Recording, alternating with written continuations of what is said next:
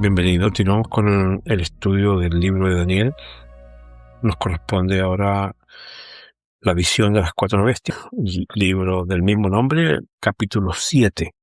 Dice lo siguiente: en el primer año del rey Belsasar, rey de Babilonia, significa que aquí volvemos un poco atrás. Habíamos dejado de venir recién en el tema anterior con Darío y con Belsasar muerto, así que volvemos un poco hacia atrás, en el primer año. Bueno, estaba en su lecho, dice el capítulo 7, luego escribió el sueño y relató lo principal del asunto, porque tampoco da una interpretación acabada, completa, y me imagino también que para no enturbiar su mente con información tan explícita, se le da una generalidad a Daniel. Y eso también es importante tenerlo en cuenta. La mayor cantidad de profetas que escribieron para el tiempo del fin no disfrutaron, por decirlo entre comillas, de la interpretación ni disfrutaron de su cumplimiento, por lo que en general quedaba una nebulosa de interpretación que iba a ser ejecutada en el tiempo del fin. Por la mayor cantidad de información que tenemos hoy en día, con el avance, como dice, de la ciencia que él mismo profetiza, tenemos mucha más información dando cumplimiento a que los postreros serían los primeros. Vamos al versículo 2, dice: Daniel, miraba yo en mi visión de noche, y aquí que los 4 vientos del cielo combatían con el gran mar. 4 bestias grandes y diferentes la una de la otra subían del mar. La primera era como león y tenía alas de águila. Yo estaba mirando hasta que sus alas fueron arrancadas y fue levantada del suelo y se puso en yesta sobre los pies a manera de hombre, y le fue dado corazón de hombre. Y aquí otra segunda bestia semejante a un oso, la cual se alzaba de un costado más que del otro, y tenía en su boca 3 costillas entre los dientes, y le fue dicho así: levántate y devora muchas carnes. Después de aquí miré otra semejante a un leopardo, con 4 alas de ave en su espalda. Tenía también esta bestia 4 cabezas y le fue dado dominio. Después de esto miraba yo en las visiones de la noche, y aquí la 4ª bestia, espantosa y terrible, y en gran manera fuerte, la cual tenía unos dientes grandes de hierro, devoraba y desmenuzaba, y las obras hollaba con sus pies. Era muy diferente de todas las bestias que vi antes, y ella tenía 10 cuernos. Mientras yo contemplaba los cuernos, he aquí que otro cuerno pequeño salía de entre ellos, y delante de él fueron arrancados 3 cuernos de los primeros, y aquí que este cuerno tenía ojos de hombre y una boca que hablaba grandes cosas. Estuve mirando hasta que fueron puestos tronos, y se sentó un anciano de días, cuyo vestido era blanco como la nieve y el pelo de su cabeza como lana limpia.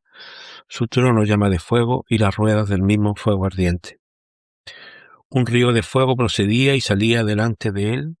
Millares de millares le servían, y millones asistían delante de él. El juez se sentó y los libros fueron abiertos.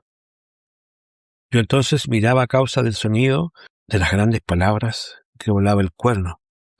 Miraba hasta que mataron a la bestia, y su cuerpo fue destrozado y entregado para ser quemado en el fuego. Habían también quitado a las otras bestias su dominio, pero les había sido prolongada la vida hasta cierto tiempo. Miraba yo en la visión de la noche, y aquí que con las nubes del cielo venía uno como hijo de hombre, que vino hasta el anciano de días y le hicieron acercarse delante de él. Y le fue dado dominio, gloria y reino, para que todos los pueblos y naciones y lenguas le sirvieran, y su dominio es dominio eterno, que nunca pasará, y su reino uno que no será destruido. Se me turbó el espíritu a mí, Daniel, en mi cuerpo, y las visiones de mi cabeza me asombraron. Esa es la visión y el sueño de Daniel. Hay que dejar claro una cosa: la asertividad de Daniel en el proceso histórico es, pero fundamental en entender la planificación, como lo dije en el tema del sueño de Nabucodonosor, la planificación tan precisa del destino de la humanidad, siendo una expresión del poder divino. La mejor frase es todopoderoso, de poder administrar los tiempos, de poder administrar los reinos, de poder administrar los poderes y las sucesiones, como algo planificado de antemano. Que evidentemente es así, que lo que da a entender que realmente estamos todos, y lo vuelvo a reiterar, bajo un designio divino impresionante. Bien, vamos a interiorizarnos en la interpretación de este maravilloso mensaje. Dice el versículo 17, y me dio la interpretación. Estos 4 grandes bestias son 4 reinos o reyes que se levantarán en la tierra. Que es casi un paralelo con el sueño de Nabucodonosor, solo que contiene mayores detalles. Después recibirán, el versículo 18, el reino los santos del Altísimo y poseerán el reino hasta el siglo eternamente y para siempre. Esto es el milenio y posterior. Un momento, aquí en el versículo 18 nos lleva hacia el final inmediatamente hablando del milenio, pero si ustedes se dan cuenta, deja fuera a la interpretación, quizás la da por obvia, que al compararla con el sueño de Nabucodonosor había una semejanza. Por lo tanto, nosotros volvemos a reinterpretar lo que Daniel deja atrás. Daniel entonces veía una primera bestia que era como león y tenía alas de águila. Bueno, sabemos que el símbolo más importante, emblemático, hay países como por ejemplo Estados Unidos que tienen el águila calva, y sabemos que una representación, por ejemplo, de Rusia es el oso. Sabemos también que una representación simbólica de China es el dragón, por lo que en el emblema de Babilonia era justamente en los muros todavía se puede ver el mayor símbolo emblemático de Babilonia, que era el león con alas. Ese es el primer reino al cual tiene acceso simbólico a ver Daniel en su visión. El segundo es una bestia semejante a un oso que se levanta más de un costado que del otro. El hecho de que se levante más de un costado que del otro significa que era más poderoso en la alianza un sector que el otro. Es evidente que los persas estaban sobre los medos dentro de esa alianza. Ahora, lo importante también hay que reconocer que pocas veces se menciona el asunto de las costillas. Las 3 costillas representan las 3 conquistas principales que hizo este imperio al ingresar a la escena de lo que significaría el poder. Consolidaron este poder y saciaron su hambre. Por eso son 3 costillas, como que se las comió. Cuando uno come una costilla se come toda la carne y deja el hueso. Los 3 grandes conquistas que hizo fue, por supuesto, Babilonia, que fue tomada en una noche, Lidia, que era el reino de Creso en Asia Menor, y Egipto, conquistado por Cambises II, hijo de Ciro. Esas serían las 3 costillas en la boca de la segunda bestia, que es un oso que se levanta más de un lado que del otro. Vamos a la tercera bestia, que es el que representa al imperio siguiente, que en el caso del sueño de Nabucodonosor es Grecia. Y acá también, por supuesto. El leopardo con 4 alas y 4 cabezas. Las 4 alas representan la velocidad con la que ingresa a la escena de conquista. Simboliza el imperio de Alejandro Magno de Grecia. Y los detalles son la rapidez, como dije, por las 4 alas que tiene este animal. Ahora, las 4 cabezas es el punto más concreto. Sucede que tras la muerte prematura de Alejandro Magno, que hay todo un análisis histórico ahí, porque incluso se dice que lo eliminaron, porque ya cayó en vicios excesivos, vicios degenerativos prácticamente. Bueno, el asunto es que su imperio pasó de no solo a un heredero, sino que se fragmentó en 4 generales o diadocos. El primero fue Casandro, tomó parte de Macedonia y Grecia, en el origen, digamos, del imperio. Lisímaco tomó Tracia y parte de Asia Menor, y Seleuco, que tomó Siria y Babilonia, el famoso imperio seleucida. Y Ptolomeo, que fue uno de los también más famosos, que dio paso a los faraones alejandrinos, tomó Egipto, Libia y Palestina. De esa línea sale también Cleopatra. Se está interpretando acá, no había sido considerado por Daniel, quizá dándolo por obvio para los estudiosos. Volvemos al versículo 19 y dice: entonces tuve deseo de saber la verdad acerca de la cuarta bestia, que era tan diferente de las otras, espantosa en gran manera y diferente, que tenía dientes de hierro y uñas de bronce, y devoraba y desmenuzaba y hollaba con sus pies. Asimismo, acerca de los 10 cuernos que tenía sobre su cabeza, y del otro que le había salido, delante del cual habían caído 3. Y este cuerno, este mismo, tenía ojos y boca, que hablaba grandes cosas y parecía más grande que sus compañeros. Y veía yo que este cuerno hacía guerra contra los santos y los vencía. Bien, sabemos por la comparativa sucesiva que esto se refiere evidentemente inicialmente a Roma. Entendemos que es terrible, desmenuza todo, es poderoso, es fuerte, no se le puede presentar resistencia. Aparecen los 10 cuernos como el fenómeno de los 10 dedos de los pies que yo manifestaba en el sueño de Nabucodonosor, pero aparece ya algo distinto, el cuerno pequeño. El cuerno pequeño, a ustedes les hablé y creo que ya empiezan a ocupar una lógica.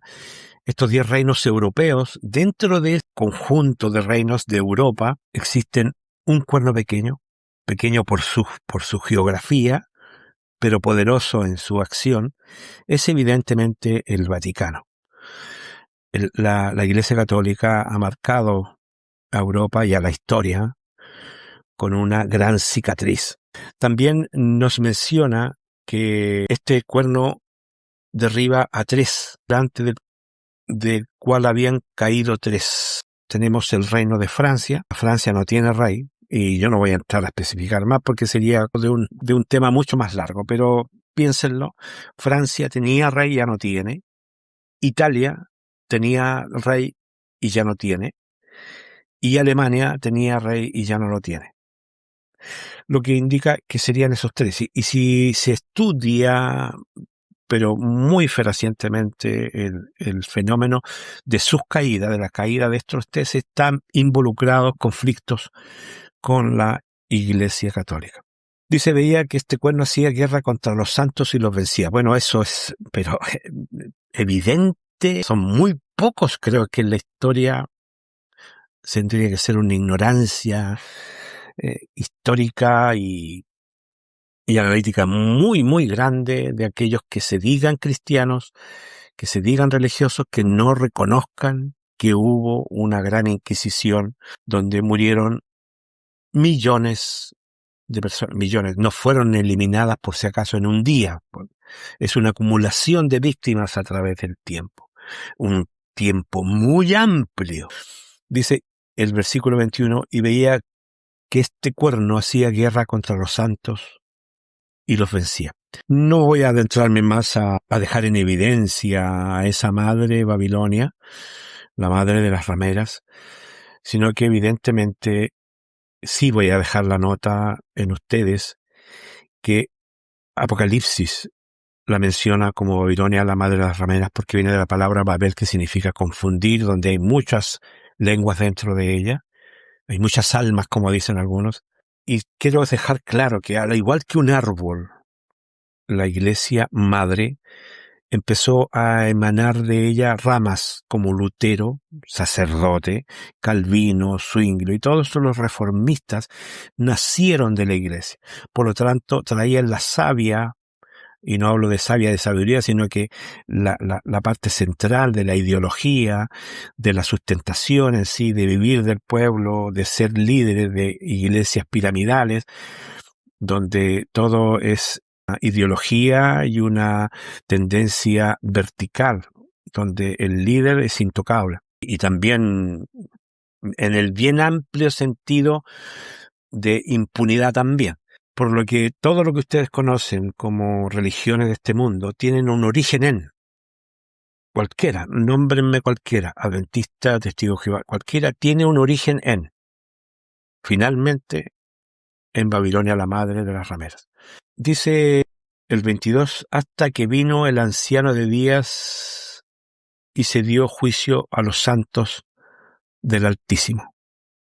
Llegó el tiempo y los santos recibieron el reino.